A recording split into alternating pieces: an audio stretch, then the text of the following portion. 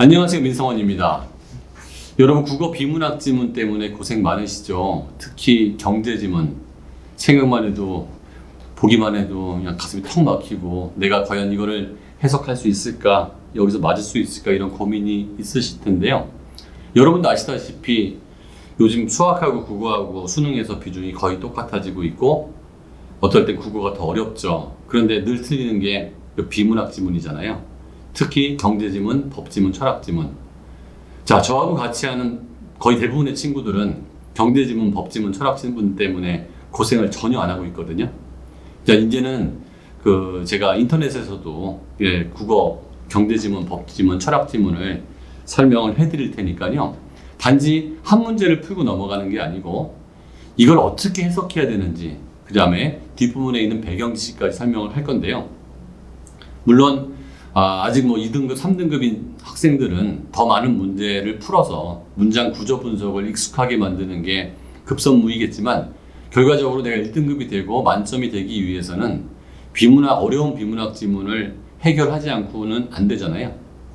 그래서 제가 가르쳐주는 방법대로 차근차근 해나간다면, 제가 가르치는 학생들이 다 됐다면 여러분들도 충분히 될 수 있을 거라고 생각합니다. 다만 약간의 인내력이 좀 필요하고요. 꼼꼼함이 필요할 것 같아요.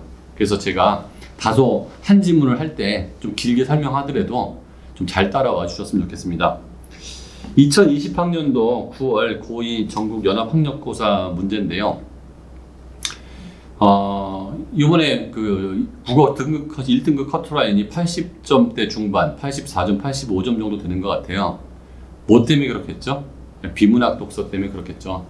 그래서 특히 이번에 나온 이 한계비용, 평균비용, 기업의 합리적 선택, 이 문제는 정말 많은 내용, 개념들이 이 안에 들어가 있어요. 원전은 제가 대학교 다닐 때 지도 교수님이었던 이중구 교수님의 열린 경제학 들어가기에서 발췌한 글인데요. 내용이 그렇게 쉽지도 않은 데다가 여러 개념들이 들어와 있고, 그리고 그 개념들을 거의 안다는 전제하에, 물론 설명이 안에 나오긴 했습니다만 이 설명을 즉각적으로 보고 이해해서 문제를 풀기에는 다소 좀 버겁지 않았나 이런 생각이 들고요. 그래서 지문 해석하고 그에 따른 경제학에서만 쓰이는 표현들에 대한 다시 번역, 그 다음에 또 뒷부분에는 이 지문을 이해하기 위한 배경 지식 같은 걸 설명해서, 단순히 이 지문 하나를 푸는 거에서 끝난 게 아니고 유사한 문제가 나왔을 때 좀 걱정 없이 풀 수 있을 정도까지 좀 가도록 할 테니까 잘 따라와 주시면 바라겠고요. 사실 여기서 나온 기회비용이나 편익 내지 여러 가지 개념들은 이미 앞서서 수능이나 모의고사에 많이 출제되어 있어요.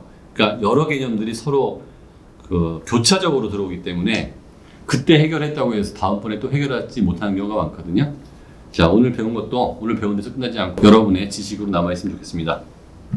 본문 들어갈게요. 가계, 기업, 정부는 경제 주체로서, 가계는 소비, 기업은 생산, 정부는 정책 결정을 내리는데 어떤 선택을 하죠? 합리적인 선택을 하기 위해 노력한다. 여기서 합리적인 선택이란 말이 나왔는데요.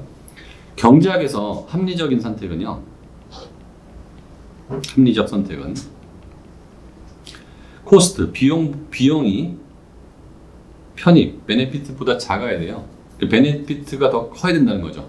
근데 여러 가지가 있으면 A란 케이스도 비용이 편익보다 작고, B도 편익이 더 크고, C 케이스도 편익이 더 크면 그 중에 편익이 제일 큰 거, 순편익. 그러니까 다시 말하면 B-C가 제일 큰, 이게 제일 큰 어떤 안이 있다면 1안, 2안, 3안인데 이게 제일 크다면 이게 제일 합리적인 선택이라는 얘기예요. 이때 합리적 선택을 하려면 편익과 비용을 충분히 고려하여 편익에서 비용을 뺀 순편익. 자, 이게 순편익의 정의죠. 편익에서 비용을 뺀, 여기 순편익. 편익에서 비용을 뺀 거다. 편익이란 어떤 선택을 할 때 얻는 이득이에요. 기업의 판매 수입 같은 금전적인 것이나 소비자가 상품을 소비함으로써 얻는 정신적 만족감과 같은 비금전적인 것. 짜장면 한 그릇 먹었을 때 3만 원 정도의 기쁨이 있었는데 짜장면에 5천 원 썼다. 그러면 2만 5천 원 순편익이 생기는 거죠. 내 기쁨 3만 빼기 내가 집어넣은 돈 5천 이렇게 한 거죠. 비용이란 암묵적 비용 중 가장 큰 것과 명시적 비용을 합친 것이다. 여기서 이제 암묵적 비용, 명시적 비용이 나왔는데요. 여기서 이제 기회비용 개념이 나오는 거예요. 기회비용은 명시적 비용 더하기 암묵적 비용.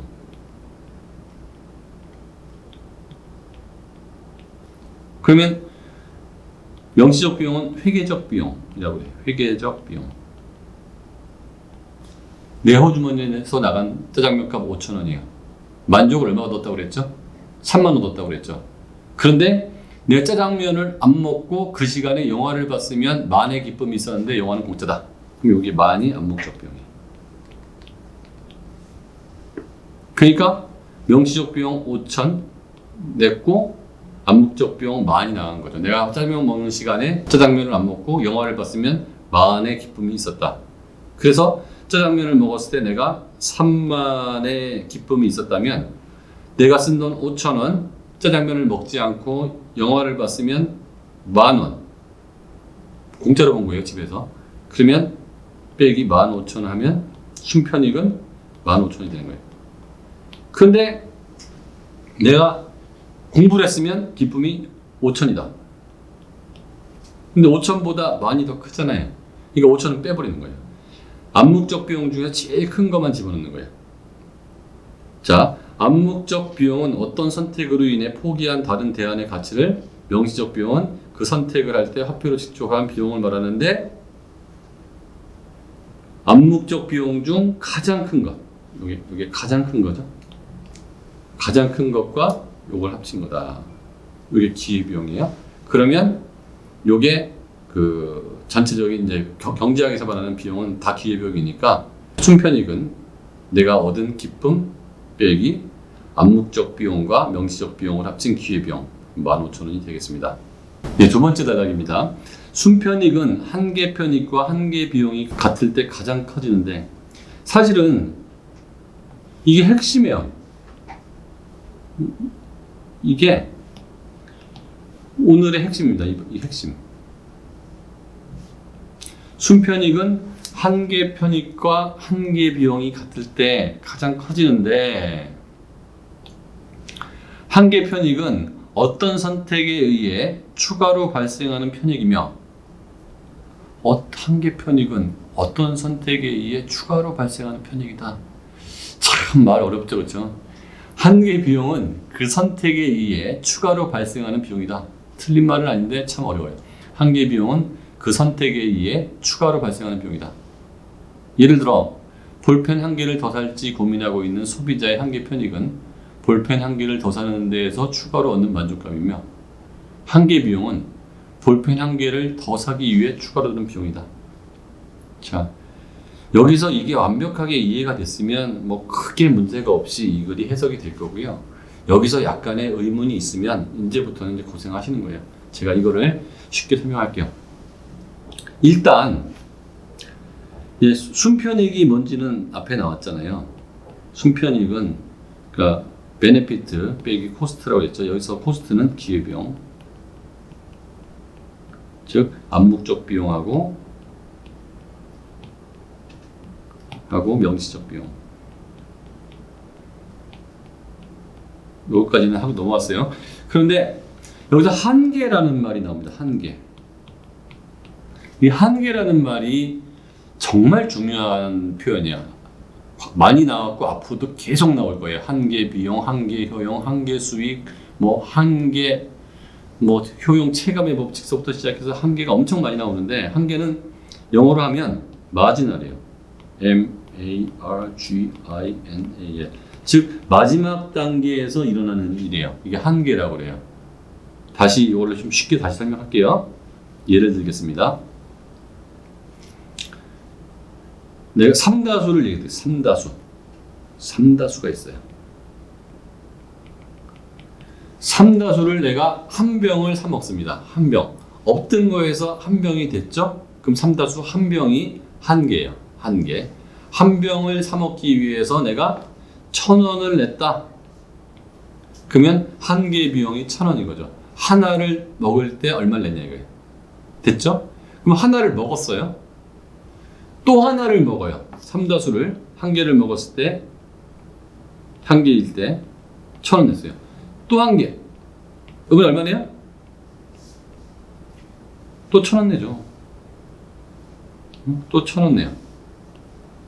자, 2,000원이 아니에요? 2,000원은 총비용이에요, 총비용. 그쵸?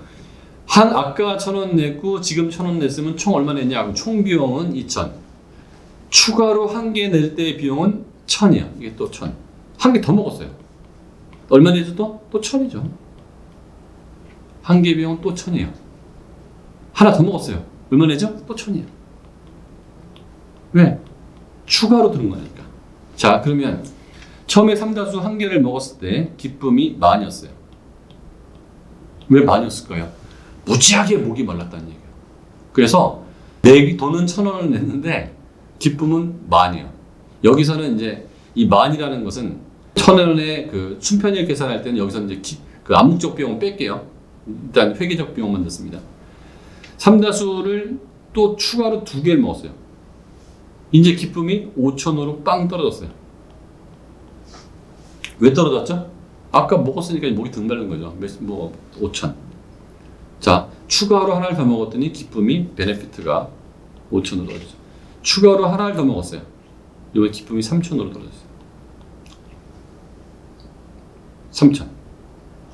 자, 추가로 하나 더 먹었어요. 이제 기쁨이 1,000으로 떨어진 거예요. 자, 총 기쁨은 얼마예요? 이걸 다 더하면 얼마죠? 19,000이에요. 총 비용은 얼마예요? 4,000이에요. 여기서 명시적 비용 만들었습니다. 그러면 뭐 여기에 그 암묵적 비용이 제로라고 하면 여기서 순편익은 19,000에서 4,000 빼면 15,000. 이게 순편익이 되는 거예요. 따라오셨죠? 자, 그러면 여기서 한 개 편익과 한 개 비용이 일치할 때 15,000이다. 이게 가장 큰지 한번 볼게요. 가장 큰지. 예를 들면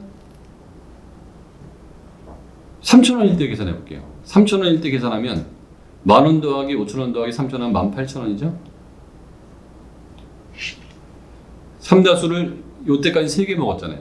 1,000 더하기 1,000 더하기 1,000 하면 3 빼기 3,000이죠. 15,000원이죠. 여기 같죠. 하지만 이거보다 크진 않아요. 같아요. 그러니까 같을 때가 가장 큰 거예요. 같지 않을 때도 금액이 같아요. 그러니까 여기서 끝나나 여기서 끝나나 마찬가지인 거죠. 그러니까 3병을 먹거나 4병을 먹거나 마찬가지죠. 그러니까 4병일 때 그 가장 큰 거예요. 3병도 마찬가지니까. 근데 2병일 때 생각해 볼게요. 2병일 때는 10,000 더하기 5,000원이면 15,000이죠. 빼기 2,000이죠. 순편익이 얼마예요? 13,000이에요. 자, 내가 순편익이 13,000이라는 얘기는 한 병을 더 먹으면 편익이 더 올라가는 거예요. 그렇죠. 그러니까 순편익이 작을 때는 추가로 더 먹어야 되고요. 만약에 5병을 먹었다고 할게요. 5병. 또 한 개를 추가로 먹었어요. 그럼 1,000원이 들어가요. 이때는 기쁨이 500으로 떨어져요. 이제 별로 안 기뻐. 500으로 떨어져요. 자, 이렇게 되면 전체의 그 총편익은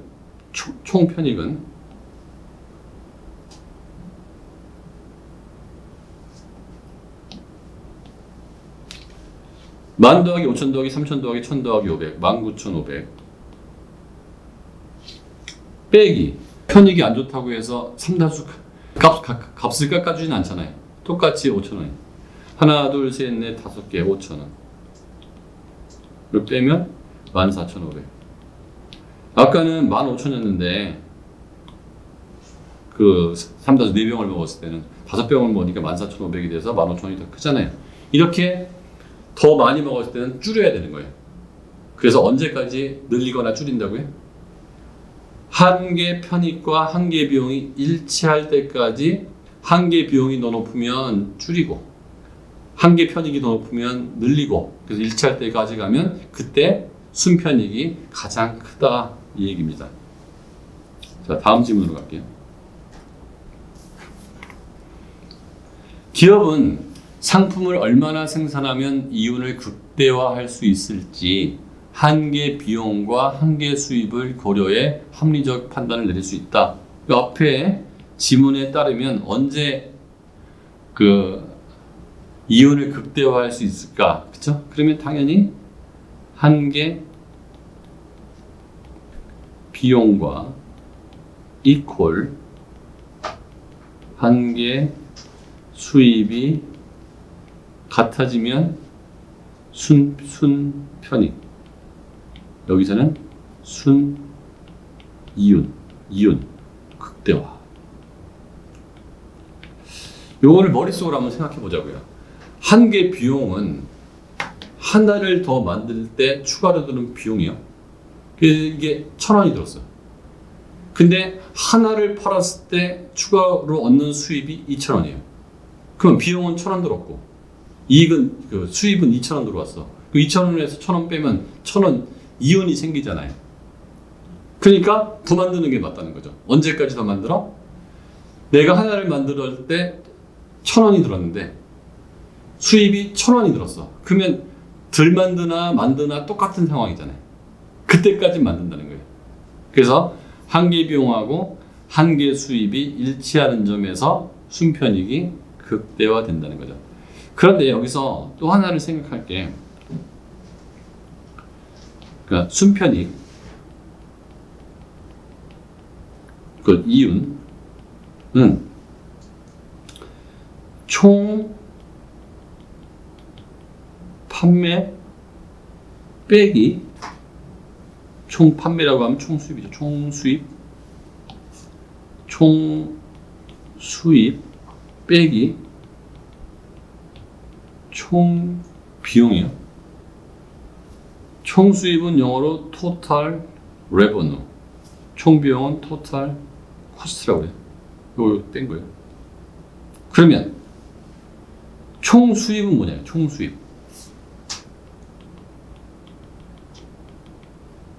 은 가격 곱하기 판매량. 그럼 가격은 뭐냐? 가격은 아주 간단해요. 가격은 10개를 팔았는데 하나의 가격. 그쵸? 그럼 평균 수입이죠. 자, 10개를 팔았는데 하나는 얼마야? 얼마짜리 10개 판 거야? 10,000원짜리 10개 팔았어. 그럼 10만원. 10,000원짜리 10개 팔았어. 10만원. 10,000원짜리라는 게 뭐죠? 이 상품의 가격이죠. 10개를 팔았는데 10만원 벌었어. 평균 얼마 벌었어? 그러면 10만 나누기 열어야 되니까 만원이죠. 다시 말하면 가격과 평균 수입은 동의어예요. 가격과 평균 수입은 동의어예요. 자, 그러면 총 비용은 만드는 평균 비용 곱하기 생산량. 생산량을 보면 일치하니까. 자, 그러면 여기까지 따라왔으면 볼게요. 총 수입 토탈 레버누는 그 평균 에버리지 레버누 곱하기 Q. 토탈 코스트는 에버리지 코스트 평균 수입 곱하기 Q. 이거 뺐잖아요. 그러면 이거를 다음 식으로 바꾸면 이유는 평균 수입 빼기 평균 비용 곱하기 양. 이렇게 되죠. 평균 수입이 에버리지 레버너, 에버리지 코스트. 여기까지 따라오셨어요? 그러니까 그래서 여기 나오는 얘기가 이제 그 한계 비용, 한계 수입 얘기하고 나중에 평균 수입 나오게 되는데 여기까지 개념이 있는데 여기서 다음 단계로 넘어가는 게 또 재밌습니다. 뭐 저는 재밌는데 여러분들은 덜 재밌을 수도 있어요. 기업 입장에서 한계 비용은 상품 생산량을 한 단위 증가시키는데 추가로 드는 비용. 요거는 이해가 됐을 거예요. 한계 수입은 상품을 한 단위 더 생산하여 판매할 때 추가로 얻는 수입이다. 이해됐죠? 여기서부터 이제 또 하나가 또 나옵니다. 여기서 이제 또 핵심이 나와, 핵심. 뭐가 나오냐? 완전 경쟁 시장에 있는 기업이라면 상품의 시장 가격 그 자체가 한계 수입이 된다. 이야, 이거 장난 아니게 개념적으로 잘 이해하셔야 돼요. 자, 완전 경쟁 시장이 나왔습니다. 완전 경쟁 시장에 대한 설명이 딱 나와요. 다음에 뭐라고 나오냐? 완전 경쟁 시장은 많은 수의 공급자와 수요자 공급자가 무지하게 많다. 거래되는 상품은 동질적이다. 내 거가 다른 사람 거하고 전혀 차별이 없다. 개별 공급자나 수요자가 시장 가격에 영향을 미칠 수 없다. 이게 완전 경쟁 시장의 정의예요, 정의. 이 정의가 이해가 되세요? 밥을 무지하게 좋아해요, 밥을. 그래가지고 식욕이 가을이 돼가지고 내 식욕이 엄청 늘었어. 딴 사람들은 모르겠는데 내가 식욕이 엄청 늘었어요. 밥맛이 좋아서. 그래가지고 밥을 과거에 비해서 무지하게 먹기 시작을 했습니다. 내가 무지하게 먹어봤자 쌀값 올라요, 안 올라요? 안 오른다는 거죠. 내가 농사를 짓는데 쌀을 무지하게 더 많이 한번 농사를 지어보고 싶었어요. 근데 농사 짓는 사람이 너무 많아가지고 내가 쌀을 10가마 짓던 거를 30가마를 줘도 시장 가격에 영향을 안 준다는 거예요. 이해됐습니까? 이게 완전 경쟁이에요. 자, 이거를 안 다음에 다음을 이해하셔야 되는데 이거는 앞으로 시험에 또 나왔고 나올 가능성이 무지하게 많은 거니까 지금 보세요. 여러분이 지금까지 못 들어봤던 개념을 여기 듣게 됩니다. 일반적으로 우리가 알고 있는 P, Q, 시장 수요 곡선, 시장 공급 곡선 이렇게 돼 있거든요. 그래서 공급 곡선과 수요 곡선이 일치하는 P0에서 가격이 형성되고 그때 Q0의 양이 생산된다는 거예요. 자, 이게 시장 수요 곡선입니다. 시장 공급 곡선. 거기서 가격이 결정되는 가격 결정 이론이에요. 그런데 이게 개별 기업으로 가거나 그러면 어떤 일이 발생하냐면 P, Q 시장 전체의 입장에서는 우하향을 했는데요. 개별의 입장에서 보면 이 P0에서 무한대로 팔 수 있다는 거예요. 무한대. 왜 무한대? 내가 무한대라고 만들어봤자 시장 전체에서 차지하는 비중은 0.00001도 안 된다는 거예요. 그러니까 나는 이 P0에서는 만드는 족족 다 팔 수 있다는 거예요. 이게 완전 경쟁 시장이에요. 자, 그러면 여기서 이 내용이 설명이 들어갑니다. 완전 경쟁 시장에 있는 기업이라면 상품의 시장 가격, 이 P0가 있어요. 내가 3개를 만들었어요. 만약에 3개, P0에 3개. 4개째를 만들어요. 와, 얼마에 팔아요? 또 P0에 팔죠. 5개째를 만들었어요. 얼마에 팔아요? 또 P0에 팔죠. 6개째 만들었어요. 얼마에 팔아요? P0에 팔죠. 즉, 내가 추가로 만들었는데 전부 P0에 팔 수 있는 거예요. 자, 그러면 가격이 만약에 1,000원이었는데 내가 3개를 만들었으면 총 3,000원이잖아요. 4개를 만들었더니 얼마가 됐어요? 4,000원이 됐죠. 추가로 하나 더 만들었더니 얼마가 늘었어요? 수입이 1,000원 늘었죠. 5개를 더 만들었어요. 그럼 5,000원이죠. 그럼 4,000원에서 5,000원 또 얼마 늘었죠? 또 1,000원 또 늘었죠. 즉, 내가 추가로 더 만들 때마다 얼만큼 늘어요? 가격만큼 늘죠. 자, 그래서 이 얘기 그 얘기예요. 완전 경쟁 시장에 있는 기업이라면 상품의 시장 가격 그 자체가 한계 수입이 된다. 가격만큼 추가로 만들면 이 1,000원씩이 계속 들어오는 거죠. 또 하나 볼게요. 여기서 하나가 더 있어요. 얘를 1,000원에 3개를 만들었으면 3,000원이잖아요. 이거 아주 바보 같은 산식이죠. 1,000원에 3개를 만들었으면 총 판매액이 3,000원인데 총 판매액이 3,000원이에요. 그럼 한 개는 얼마니? 그게 평균이잖아요. 평균 얼마니? 그러면 하나, 그럼 1,000원이죠. 4개를 1,000원에 만들어서 총 4,000원인데 그럼 하나에 얼마니? 1,000원이죠. 1,000원짜리 5개, 5,000원에 물건을 총 판매액인데 그럼 평균 얼마니? 1,000원이죠. 즉 완전 경쟁 입장에서는 3개가 똑같아요. 뭐? 가격. 두 번째 뭐요? 한계 수입. 세 번째 뭐요? 평균 수입이 똑같다는 얘기죠. 그러니까 완전 경쟁 입장에서는 P 가격 이퀄 에버리지 레버너 이퀄 마지널 레버너 한계 수입 평균 수입 가격이 같다 이거예요. 요거가 이해가 됐으면 많이 된 건데요.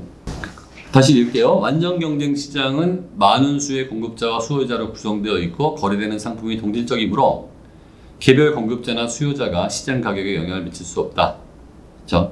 즉 기업이나 소비자는 시장에서 결정된 상품 가격을 주어진 것으로 받아들이며 그냥 이 가격에서 계속 팔 수 있으니까 추가로 팔 때마다 그 가격만큼의 수입이 생긴다는 거예요. 이게 그 얘기예요. 이 가격이 기업의 한계 수입이 된다. 상품을 사려는 사람들이 많아져 시장 수요가 증가하여 상품 가격이 오른다면 한계 수입도 그만큼 동일하게 오른다. 자, 여기서 뭐가 늘었죠?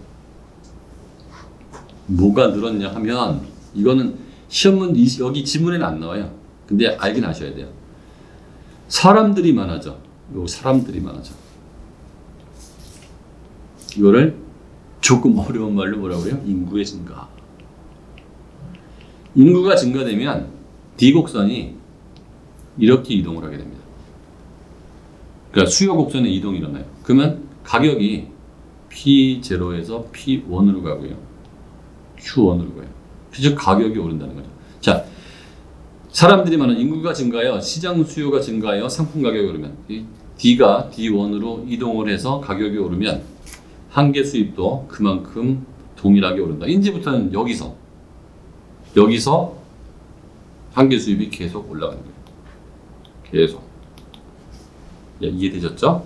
생산을 계속할 때 손실이 발생하는 상황이 아니라면, 즉 이윤이 나고 있다면 기업은 한계 비용과 한계 수입이 일치하도록 생산량을 조절해 이윤을 극대화할 수 있다. 기업은 한계 비용과 이퀄 한계 수입일 때 이윤 극대화 할 수 있다는 거예요. 자, 한계 비용이 한계 수입보다 큰 경우, 비용이 뭐보다 커요? 수입보다 커요.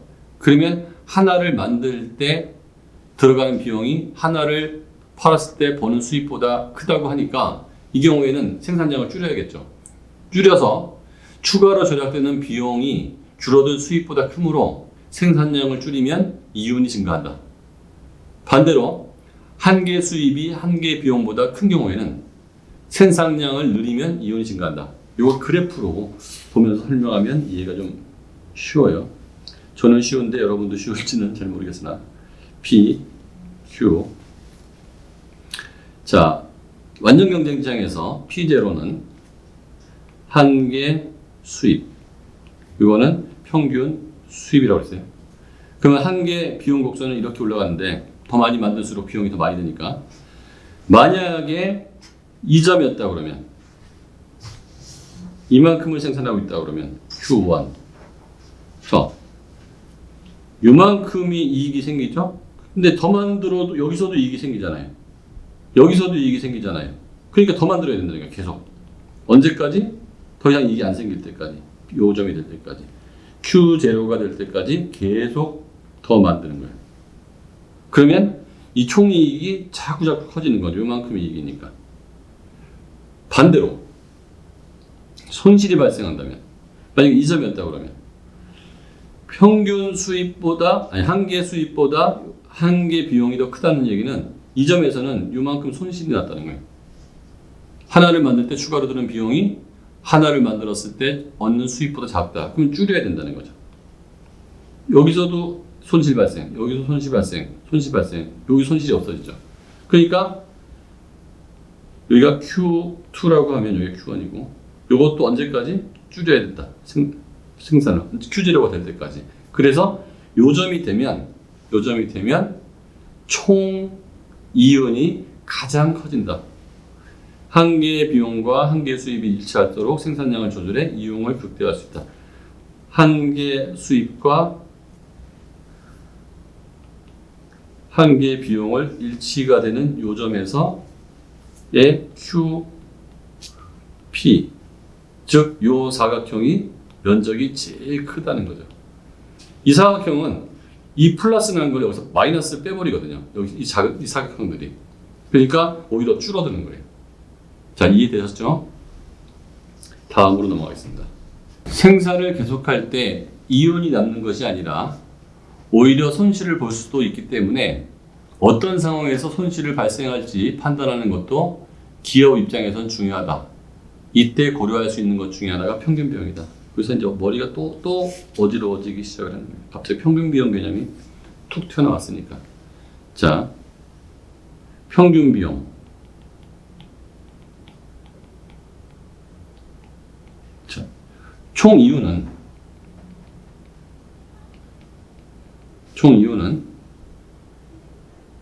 총 수입 빼기 총 비용. 총 수입은 평균 수입, 하나당 수입 곱하기 Q 빼기 총 비용은 평균 비용, 하나당 비용 곱하기 양. 이거는 평균 수입 빼기 평균 비용 곱하기 Q. 자, 평균 수입을 에버리지 레바뉴, 평균 비용을 에버리지 코스트 곱하기 Q가 되는 거죠. 이게 플러스냐 마이너스냐는 거죠. 이게 마이너스면 생산을 하면 안 되는 거예요. 왜? 총 이윤이 마이너스가 났으니까. 그러면 뭐 이건 이익을 낼 수가 없잖아요. 고정비, 가변비 다 포함해서 마이너스가 났으니까. 그럼 이런 경우는 그만 만드는 게 낫다는 거죠. 자, 평균 비용은 어떤 양의 상품을 생산하는 데 투입된 총 비용을 생산량으로 나눈 것 설명했죠. 상품을 한 단위 생산하는 데 드는 평균적인 비용을 말한다. 즉 하나의 비용이에요. 하나를 만들 때. 그러니까 하나를 만들 때 드는 수익, 하나를 팔아서 얻는 수익과 하나를 만들어서 갔을 때 비용을 뺀 다음에 곱하기 Q, 양을 곱해주면 총 이익이 나오든지 총 손실이 나오겠죠.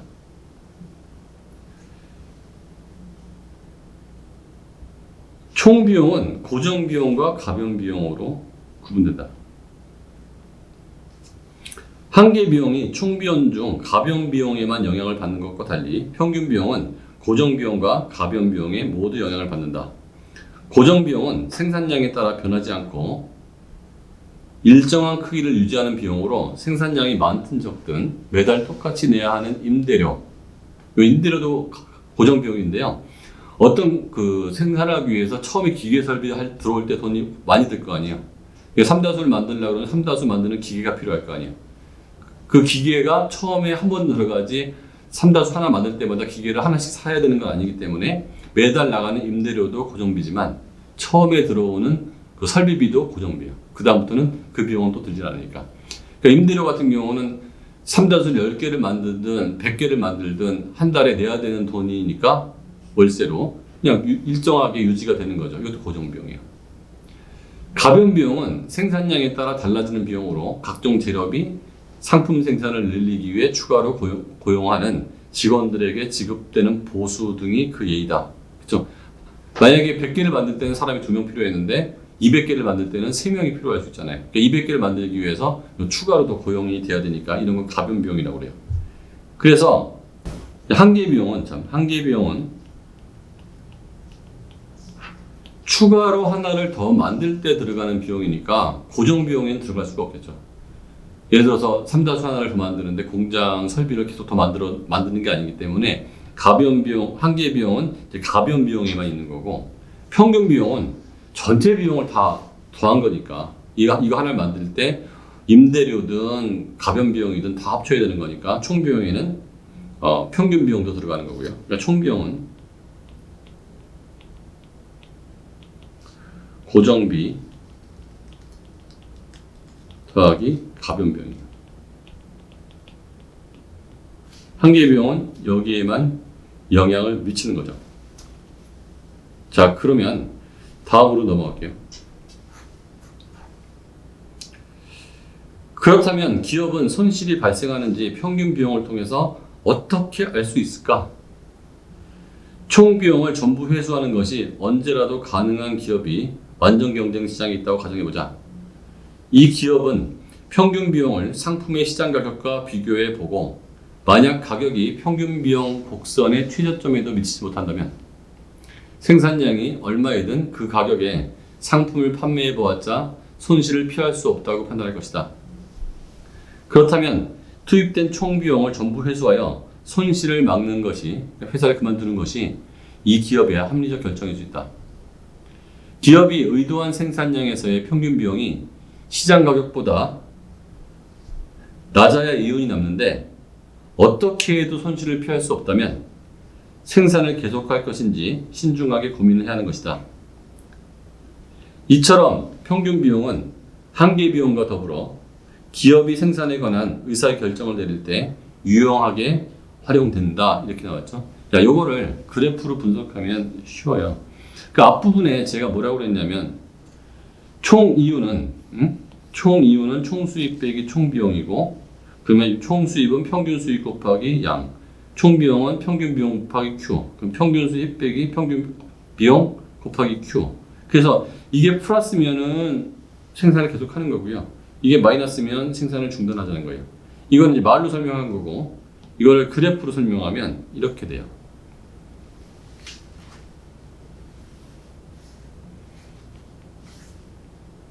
얘 P0 가격이고요. 평균 수입이 만약에 이렇게 돼 있다고 하면, 자, 여기서 Q1이라고 해볼게요. 그러면 이 점의 의미는 하나 평균 수입이니까 하나를 팔았을 때 내가 얻는 수입은 여기, 그 다음에 하나를 만들 때 들어가는 평균 비용은 여기, 이렇게 되는 거죠. 그러면 여기 하나당 이만큼을 더 벌었다는 거죠. 그러면 Q1이면 어떻게 되죠? Q1 곱하기 요거죠. 그러니까 Q1 곱하기 요거, 요 사각형의 넓이가 총 이익이 되는 거예요. 총 이윤. 그런데 만약에 평균 비용이 평균 수입보다 더 높다 라고 하면 이 점이 이렇게 있다. 그러면 만약에 이 점이다. 그러면 하나를 팔았을 때 비용이 이만큼 들고요. P2, 여기가 Q2. 이만큼 들고요. 하나를 팔았을 때 얻는 이익은 이만큼이에요. 그 이만큼이 하나를 팔았을 때 손해가 나는 거죠. 그럼 전체 손해 얼마냐? 이 높이 곱하기 이 Q2죠. 이 길이. 그러면 이 사각형의 넓이가 총 손실이 되는 거예요. 이럴 바에는 그만 만드는 게 낫다는 거죠. 이해되시죠? 그러니까 이 시험 문제에서 이것까지는 안 물어봤거든요. 그런데 좀 더 어렵게 내자고 그러면, 만약에 이 경우에 이익금은 얼마인지 그 사각형으로 표시해봐라. 그 다음에 손해는 얼마가 나는지 표시해봐라. 충분히 이 지문에서 낼 수 있는 문제거든요. 그러니까 이 문제 하나를 맞추는 것도 힘들지 않지만, 이거를 맞추는 것 플러스 이런 응용 문제까지 맞출 수 있어주고, 어떤 식으로 변형을 해봐라.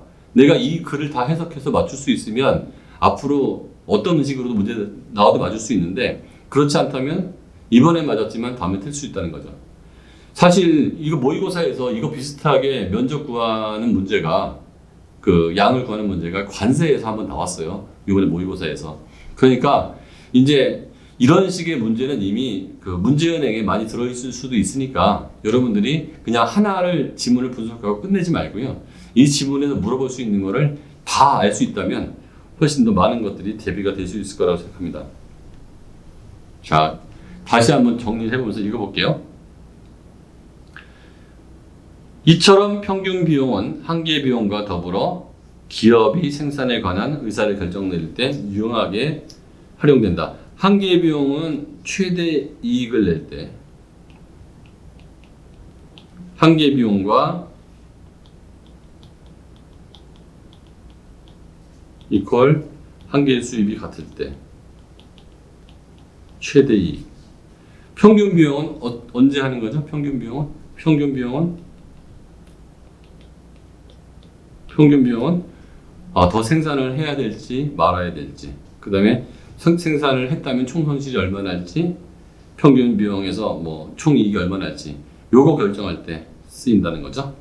자, 요 정도로 해서 요번 단락 넘어가고요. 다음 단락으로 가겠습니다. 합리적 선택을 중심으로 생산에 관한 기업의 의사결정을 살펴보는 것은 경제활동을 더 잘 이해하게 한다는 점에서 의미가 있다. 특히 기업의 경제활동은 소비자의 수요를 충족해주고, 그러니까 C가 늘어난다는 거야. C가 늘어난다. 기업이 많이 생산하면 다 소비가 되니까. 그 다음에 많이 만들려고 그러면 고용이 증가하고 사람도 많이 써야 되겠죠. 그러면 GDP, 경제가 성장한다는 거예요. 그래서 기업이 합리적으로 이익을 내면서 많은 생산을 하는 것은 사회 전체에 미친 영향이 크다는 점에서 주의 깊게 살펴볼 필요가 있을 것이다. 여기까지 본문 해석 다 끝났고요. 여러분들이 이런 식으로 해석을 안 하셨을 거예요. 그런데 이런 식으로 해석을 하게 되면 문제를 풀 때 2번이냐 3번이냐 헷갈리는 일이 없습니다. 그러니까 국어적으로 한번 분석을 하고 경제학의 백그라운드로 다시 한번 점검을 해버리면 완벽하게 정답을 고를 수가 있거든요. 근데 그렇지 않으면 매우 찝찝한 상태에서 정답을 골라야 되기 때문에 풀고 나서도 굉장히 마음이 불안하겠죠. 그러니까 저하고 한 1년 정도만 이런 식으로 문제를 풀어 나가신다면 여러분들이 경제지문에서만큼은 전혀 흔들림이 없이 풀 수가 있고, 요새 경제지문이 많이 어렵게 나오고 있으니까 여러분들은 그 점에서 굉장히 유리한 입장에 처할 수 있을 거라고 생각합니다. 16번 문제 풀도록 하겠습니다. 윗글의 내용 전개 방식으로 가장 적절한 것은, 사실 이 정도 문제는 제가 설명을 드리지 않아도 이제 여러분들이 잘 풀 수 있는 수준이죠. 문장 구조만 분석하면 되는 건데요. 정답은 4번입니다. 합리적인 선택을 하기 위한 방법을 제시하며 생산과 관련된 기업의 의사결정에 대해 설명하고 있다. 합리적 선택을 위한 방법, 그러니까 B가 베네핏이 코스트보다 커야 되는데 생산과 관련된 기업의 의사결정, 뭘 결정했죠? 첫 번째는 한계 비용과 이퀄 한계 수입일 때, 수입이 같을 때 기업의 이윤 최대. 또 하나는 뭐였죠? 평균 비용과 평균 수입을 비교했을 때 평균 수입이 더 크면 플러스 이윤이 난다는 거고요. 평균 비용이 더 크면 마이너스 이윤이 난다는 거죠. 손해가 난다는 거죠. 그래서 이 손해가 났을 때는 기업은 합리적으로 조업을 중단해야 된다. 이런 얘기가 있었죠. 16번, 이건 간단하게 풀 수 있는 문제였습니다. 17번, 윗글에서 알 수 있는 내용으로 적절하지 않은 것은, 자, 적절하지 않은 거 고르는 거예요. 총 비용에서 고정 비용을 제외한 나머지는 모두 가변 비용이다. 이 모두가 들어가면 국어에서 답이 아닌 경우가 많죠. 근데 경제 지문은 절대 그렇지 않아요. 모두가 들어가고 안 들어가고는 중요한 게 아닙니다. 총 비용은 고정 비용 더하기 가변 비용이잖아요. 그러면 고정 비용을 제외했다고 그랬으니까 총 비용에서 고정 비용을 빼버리면 총 비용 고정비용 이항 빼기 고정비용 이퀄 가변비용. 수학적으로 딱 증명됐죠? 요거하고 요거 같은 얘기죠. 그러니까 1번은 맞는 얘기입니다. 2번 완전 경쟁 시장의 개별 소비자는 시장 가격을 주어진 것으로 받아들인다. 완전 경쟁 시장은 만드는 사람도 많고 사는 사람도 많다. 그러니까 내가 더 산다고 해서 시장 가격에 영향을 주지 못한다 이거죠. 그렇죠? PQ 여기서 P0에서 받아들인다. 근데 개별 소비자는 그런데 시장 전체는 이렇게 돼 있죠. S, T, P0, Q0. 시장 전체에서 P0가 결정되면 개별 소비자나 개별 생산자는 그걸 받아들여야 되기 때문에 이 가격에서 무한히 구입하거나 무한히 공급할 수가 있다는 얘기입니다. 2번도 맞는 내용이죠. 3번으로 갈게요. 생산량과 관계없이 기업이 매달 똑같이 내야 하는 임대료. 생산량과 관계없이 기업이 매달 똑같이 내야 하는 임대료. 이건 고정비용이에요. 그렇다고 해서 임대료가 무조건 고정비용은 아니에요. 그 생산량과 관계없는 임대료는 고정비용이고요. 생산량과 관계 있는 임대료는 고정비용이 아닐 수도 있습니다. 그러니까 여기 생산량과 관계없다고 했으니까 고정비용이에요. 자, 총비용은 고정비용 더하기 가변비용이라고 했어요. 가변비용에 영향을 받는 게 한계비용. 고정비용과 가변비용에 모두 영향을 받는 것이 평균비용. 자, 고정비용은 한계비용. 여기 틀렸죠? 가변비용과 한계비용이라고 해야 맞겠죠? 3번은 틀린 거예요. 4번. 평균 비용은 총 비용이 생산된 상품에 똑같이 배분되었을 때, 총 비용이 생산된 상품에 똑같이 배분되었을 때, 이게 한 개당 생산 비용이 얼마인지 나타내는 비용이다. 같은 말이죠. 5번. 같은 편익을 주는 대안이 여러 개 있다면 비용이 가장 적게 드는 것이 합리적이다. 그러니까 순편익이 가장 크면 좋은데 순편익은 편익 빼기 비용이에요. 비용 편익이 모두 같다 그러면 비용이 제일 작아야 순편익이 제일 커지겠죠. 그러니까 비용이 가장 적게 드는 것이 순편익이 가장 커지는 거니까 합리적이다. 이렇게 17번 해결하겠습니다.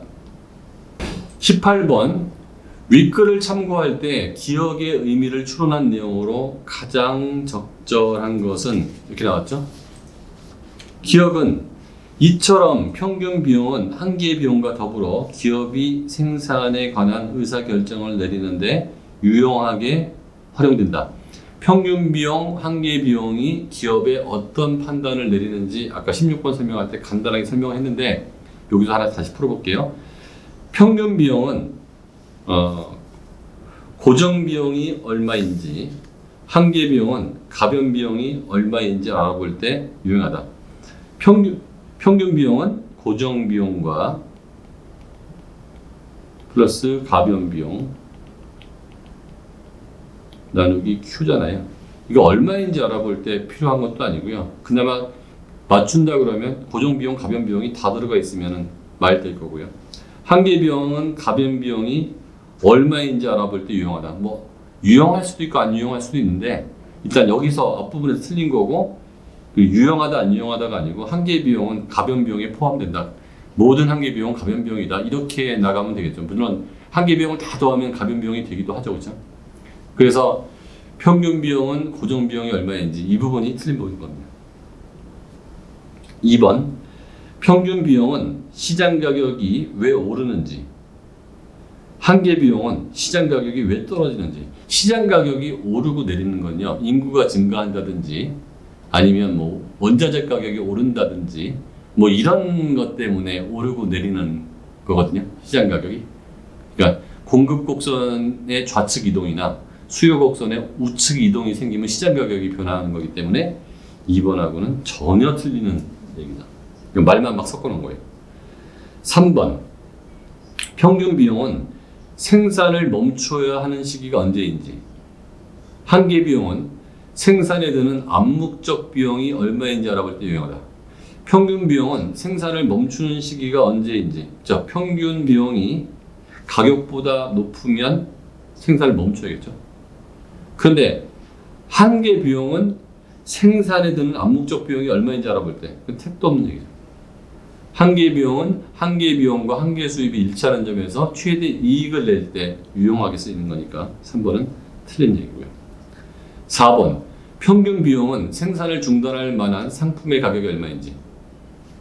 생산을 중단할 만한 상품 가격이 얼마인지. 상품 가격은 이걸 평균 수입이라고 그랬죠. 수입, 평균 수입. 상품 가격은 평균 수입이니까 평균 수입보다 평균 비용이 낮으면 이익이 나는 거고, 평균 비용보다 그 평균 수입이 낮으면 손해가 나는 거예요. 그러니까 평균 비용은 생산을 중단하니까 손해가 나면 생산을 안 하는 게 맞죠.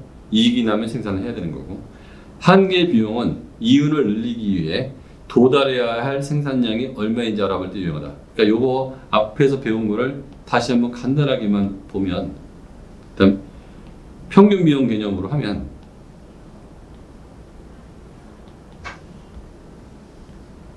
가격이 있고 이거는 평균 수입이라고 했잖아요. 그럼 평균 비용이 이렇게 있으면 비용보다 수입이 높다, 이익 난다, 계속 생산하자. 비용보다 여기서는 비용보다 수입이 낮다, 이만큼 비용이 더 높다, 손해가 난다, 생산을 중단하자, 요 얘기고요. 한계 비용은 가격,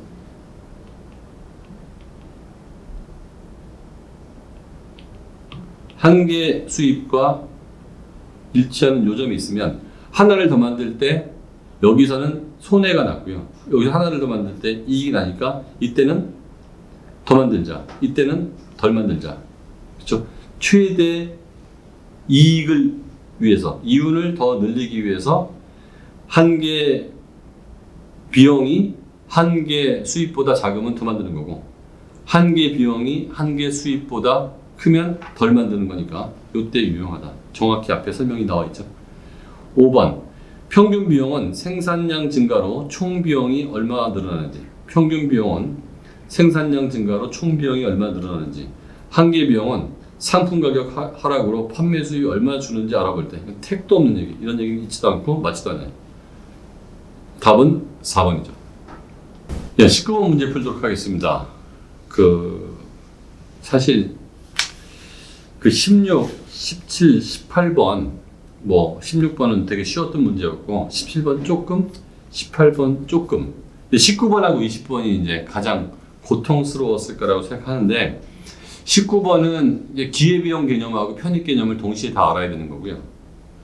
20번은 생산 이론에 대해서 알아야 되는 거기 때문에 글을 잘 읽었다 그러면 그렇게 고통스럽지 않겠지만, 글을 잘못 읽었거나 내용을 잘못 파악했으면 이때부터 되게 힘들어질 수 있습니다. 19번. 윗글 A를 참고할 때 독서 후 심화 활동을 수행한 내용으로 적절하지 않은 것은 3,000원을 가지고, 갖고 있는 돈 총 얼마예요? 3,000원이에요. 3,000원을 가지고 가게에 간 값은 각각 1,000원인 동그라미 과자와 세모 음료수, 동그라미 과자 각각 전부 1,000원. 사고 싶지만 먼저 동그라미 과자 소비량을 합리적 선택을 통해서 결정하기로 했다. 동그라미 과자를 먼저 사는 거죠. 과자 소비량에 따른 비용과 편익은 아래 표와 같다. 이 아래 표를 보고서 잘 판단하셔야 돼요. 그러니까 2,500 비용의 편익이 4,000원이다. 2,500 비용의 편익이 비용 4,000원이다.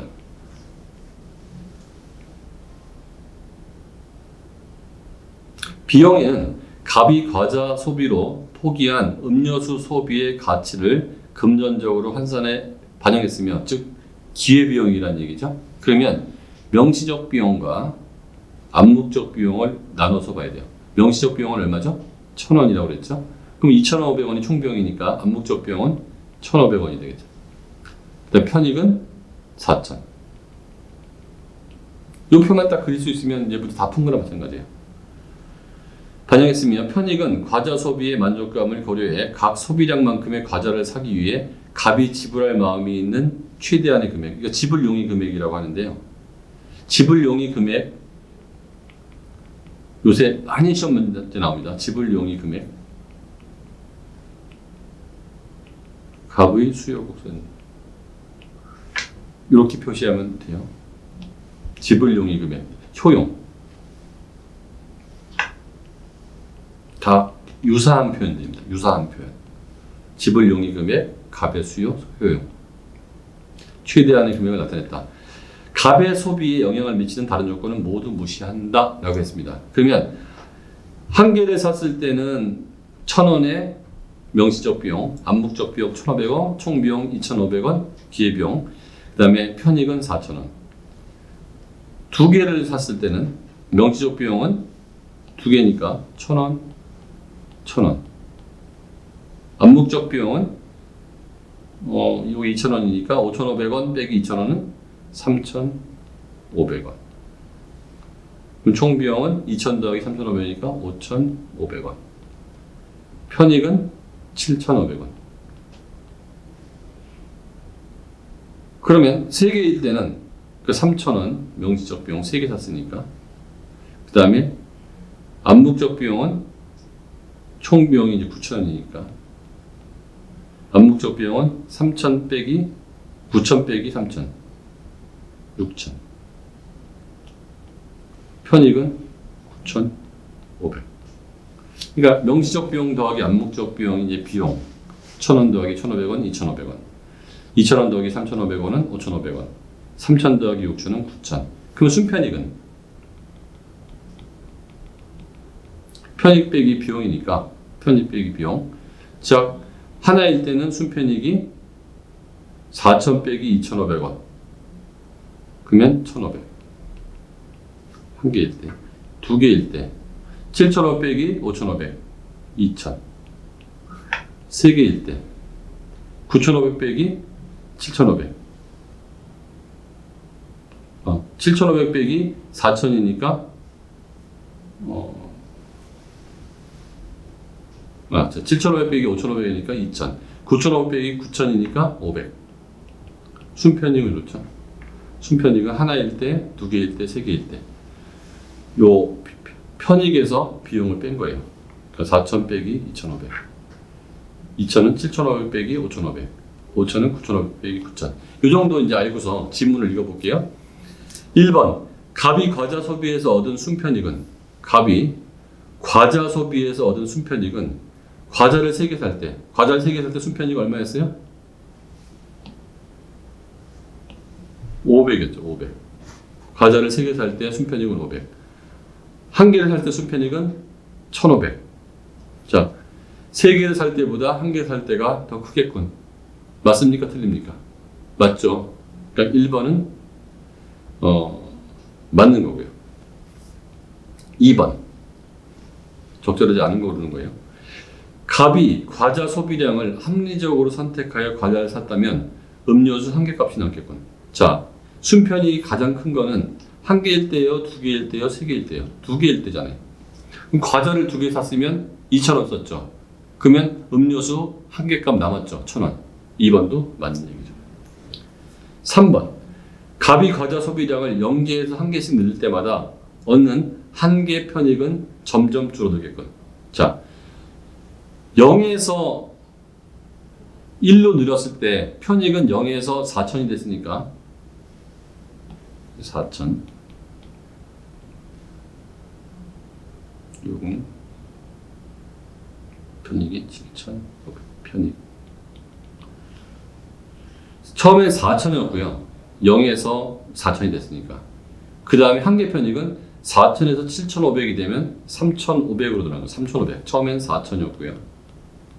두 번째는 한계 편익이 3,500. 그 다음에는 7,500에서 9,500이 됐으니까 2,000. 한계 편익이 2,000.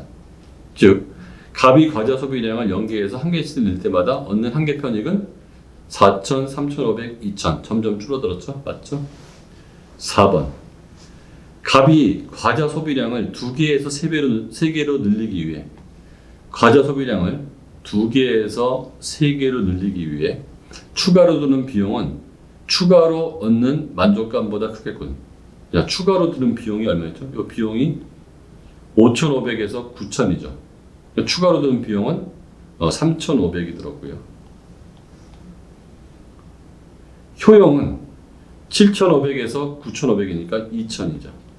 그러니까 추가로 드는 비용, 한 개 비용이 한 개의 편익보다 컸다. 추가로 드는 비용이 추가로 얻는 만족감보다 크다. 4번도 맞는 얘기죠. 이게 더 크니까. 5번. 갑이 과자를 사기 위해 포기한 음료수 소비의 금전적 가치는 과자를 구입하는 개수가 늘어날수록 점점 작아지겠군. 자, 갑이 과자를 사기 위해 포기한 음료수의 소비의 금전적 가치는 과자를 구입하는 개수가 늘어날수록 점점 작아진다. 자, 이게 비용이잖아요. 포기한 가치. 2,500에서 5,500. 그러면 3,000. 5,500에서 9,000. 그러면 3,500. 처음에는 0에서 2,500원이니까 2,500. 두 번째는 3,000. 세 번째는 3,500. 5,500에서 9,000이니까. 그러면 금전적 가치는 점점 작아졌어요? 늘어났어요? 2,500에서 3,000, 3,500으로 점점 늘어났다. 여기서는 5번은 줄어들었다고 했으니까, 작아지겠다고 했으니까 답은 5번이 되겠습니다. 자, 20번 문제 풀겠습니다. 이 문제가 가장 헷갈렸을 거고요. 아마 틀리라고 냈던 문제 같은데, 저하고 비문학 독서를 공부했던 그 고등학교 2학년 아이들은 이거 다 맞았더라고요. 그래서 저도 기분이 좋았는데, 여러분들도 걱정하지 마십시오. 제가 다 맞게 해드릴 테니까 저만 믿고 따라오시면 최소한 경제지문, 법지문, 철학지문은 확실하게 해결해 드릴게요. 그냥 그 문제만 풀어주는 해설이 아니고요. 다음번에 문제가 나왔을 때 맞을 수 있는 실력까지 키워드리겠습니다. 포기는 완전 경쟁 시장에 있는 어떤 기업에서 생산하는 상품과 관련된 비용과 수입을 나타낸 것이다. 윗글을 바탕으로 보기를 이해한 내용으로 가장 적절한 것은, 이게 완전 경쟁 시장이라는 것은요. P0에서 이게 수평으로 가는 요거죠. 이게 개별 수요 곡선이에요. P0는 한계 수입과 이퀄 평균 수입과 마찬가지라고 아까 본문을 설명하면서 충분히 설명드렸죠. 뭐 그때는 이해됐지만 요때쯤 가서 이해가 안 될 수 있지만 여러 번 반복하셔야 될 거예요. 현재 생산량은 Q0, 상품의 시장 가격은 P0. 이 기업은 언제라도 총 비용을 전부 회수할 수 있으며 생산된 상품은 생산량이 얼마이든 모두 판매된다고 전제했다. 이렇게 나오잖아요. 근데 요거를 갖고 이제 문제를 풀어야 되는 건데, 1번부터 한번 볼게요. 생산량을 Q0로 유지하면 Q0이면 P0와 Q0가 만났어요. 즉 뭐하고 뭐가 만난 거예요? 한계 수입과 한계 비용, 여기 만났죠. 그럼 요 점에서 최대 이익이 나오는 거예요. 배웠죠. 그럼 요 정도만 해도 괜찮은데요. 그러면 최대 이익은 얼마입니까? 라고 하면은 그때 어떻게 되는 거예요? 이 표에서 그릴 수가 있다니까요. 그려지세요? 이게 그려지면 앞에 글을 진짜 잘 이해한 것이고요. 안 그려져도 뭐 기본은 한 건데, 자, 그려볼게요. 순이익은 총 수입 빼기 총 비용이라고 그랬죠. 이건 다시 말하면 평균 수입 빼기 평균 비용 곱하기 Q. 이거 기억나실 거예요. 그러면 여기서 평균 수입은 가격이죠. 여기 평균 비용 곡선, 요 곡선에서 요거하고 일치되는 요 양. 즉 Q0 한 개 비용과 한 개 수입이 만나는 요 점에서 최대인데 그 이익은 하나당 요 값에 P0에서 돈을 벌었고 하나당 만드는 비용은 요 점이니까 고 곱하기 양, 요 면적만큼이 순이익이 되는 거예요. 이 요 면적이 제일 크다는 거예요. 다시 말하면 총 순이익이 제일 크다는 얘기는 요 사각형의 면적이 어느 점보다도 제일 크다는 점입니다. 그래서 그 이번 문제에서 이렇게 낼 수도 있지만 더 어렵게 내면 이거를 구하는 문제도 낼 수 있다는 사실 알았으면 좋겠고요. 1번은 그래서 정답이 아니죠. 적절한 것을 고르라고 했으니까 자 생산량을 Q0로 유지하면 평균 비용이 한 개 수입보다 작으므로 이윤이 극대화되겠군? 아니죠. 생산량을 Q0로 유지하면 한 개 비용과 그 한 개 수입이 만났으므로 그때 이윤이 극대화되게끔 이렇게 해야 맞는 거죠. 1번 틀린 겁니다. 자, 2번으로 넘어갈게요. 2번. 생산량을 Q2로 늘리면 생산량을 Q2로 늘렸어요. 이로 늘렸어요. 한 개의 비용이 한 개의 수입보다 커지므로 한 개의 비용이 한 개 수입, 여기 한 개 수입 평균 수입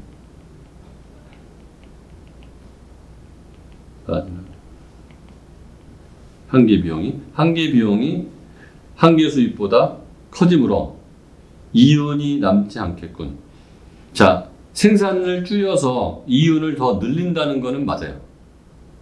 그런데 이윤이 남고 안 남고는 평균 비용, 평균 수입이면 이윤이 남는 거거든요. 그러니까 요 점에서 평균 비용은 어디예요? 여기잖아요. 아직도 한 개 수입이 평균 비용보다는 위란 얘기죠. 그러니까 이윤은 남는 거예요. 얼마큼 남아? 요 사각형만큼 남는 거예요.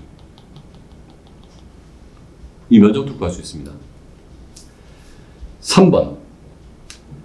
이윤이 남지 않겠군 아니죠? 이윤이 생기겠군, 남겠군이에요. 가격이 P0로 유지되면 3번 가격이 P0로 유지되면 생산량은 Q1으로 줄여도 자, 한번 볼게요. 가격이 P0로 유지되면 생산량을 Q1으로 줄여도 한 개의 비용과 평균 비용이 모두 줄어들기 때문에 이윤에는 변함이 없겠고 no. 이윤이 극대화되는 점은 한 개의 비용 곡선과 그 다음에 그 한 개 수익 곡선이 만나는 이 점이 이윤이 극대화이므로 이 점 이외의 모든 점은 이윤이 줄어드는 겁니다. 그러니까 3번도 틀렸죠. 4번 시장 수요의 감소로 가격이 P1이 되면 시장 수요가 감소하는 이유는 여러 가지 있는데 그까지 여기 설명하지 않을게요. 가격이 일단 내려갔어요. 생산량을 Q1으로 줄여야 자 P1이 됐다는 것은 이제 한 개 수입과 평균 수입이 P1이 됐다는 얘기예요. 자, 그런데 이게 평균 비용보다 위에 있어요, 아래에 있어요? 아래에 있어요. 평균 비용보다 아래에 있어. 그러니까 평균 비용이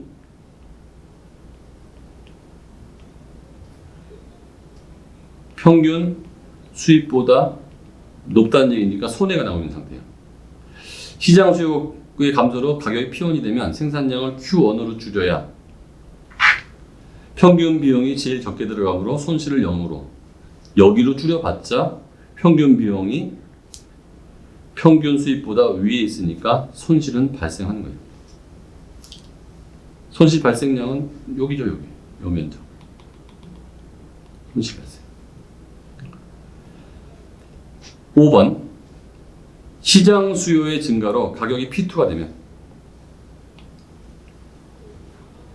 시장 수요 증가로 가격이 P2가 되면 P2가 됐어요. 가격이 올랐어요. 한 개 수입이 한 개의 비용보다 커지므로 자 P1일 때는 이 점이 최대 이익이었는데요. 이제 요 점으로 한 개 수입이 생겼어요. 그러면 한 개 비용하고 한 개 수입이 만나는 요 점에서 최대 이익이 납니다. 그러므로 Q0에서 Q2에 가깝게 갈수록 이윤이 증가하겠군. 맞는 얘기죠. 이렇게 갈수록 이윤이 증가하는 거예요. 그러면 그때 전체 이윤은 얼마죠? 전체 이윤을 계산하는 방법은 평균 수입과 평균 비용. 이때 이 점에서 Q2에서 최대의 이윤이 나오는데 그 이윤의 총액은 여기와 평균 비용과 평균 수입의 요 차이 곱하기 Q2. 즉, 이 박스가 전체 이윤이 되는 거죠. 제가 1번부터 이제 5번을 설명하면서 이 지문이 답인지 아닌지에 대한 설명도 했죠. 그럼 제 설명을 잘 들었다면 그 이익이 얼마나 생기고 손해가 얼마나 생기는지 면적으로 사각형을 표시해서 그거를 갖고서 문제를 또 낼 수가 있을까 없을까요? 있다는 거죠. 이거는 경제학을 몰라도 이 지문만 갖고 풀 수 있는 거거든요. 다시 말하면 같은 지문으로 난이도를 얼마든지 더 높일 수 있다는 거죠. 이게 고등학교 2학년 모의고사에서 이 정도인데 수능에서는 이 정도까지 물어볼 수가 있을 거고요. 실제로 요즘 모의고사에서 이런 것들을 물어보는 게 추세인 것 같습니다. 그래서 어느 한 지문을 푼 다음에 그 지문을 당연히 맞추기도 해야 되지만 이 지문을 변형했을 때까지 이해를 한다면 이 지문을 완벽하게 이해했다고 볼 수 있을 겁니다. 자, 마지막 21번.